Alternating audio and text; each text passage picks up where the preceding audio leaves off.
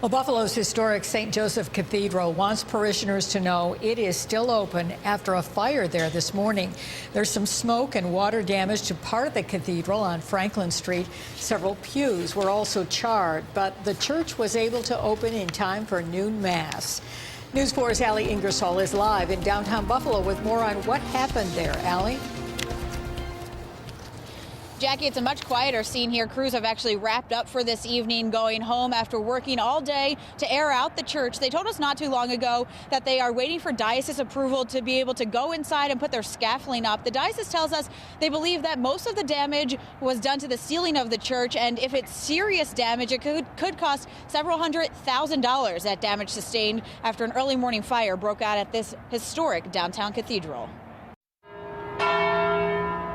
The cathedral bells are ringing Friday afternoon, singing the prayers of parishioners inside. He prayed for the firemen and the police and everything that helped out so fast, and that there wasn't much damage.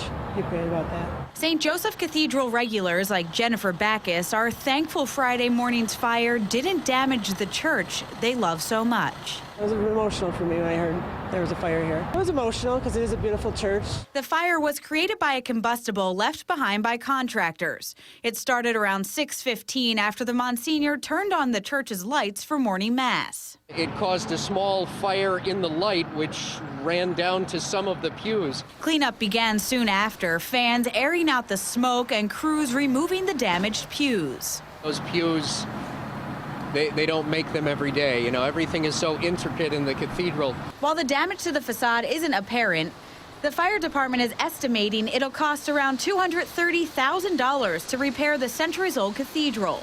Right now, we've got about 3 pews that are charred on the edges.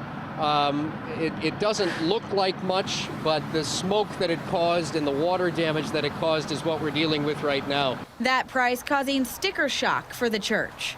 We're self-insured, and this is going to affect the church's bottom line. And while nothing has been set up yet, Backus says she wouldn't be surprised if parishioners teamed up and made the church the recipient for more than their tithing. Because I think Buffalo's a really close-knit town, and everybody enjoys all the churches, and if it's historical, I think people would think about doing that.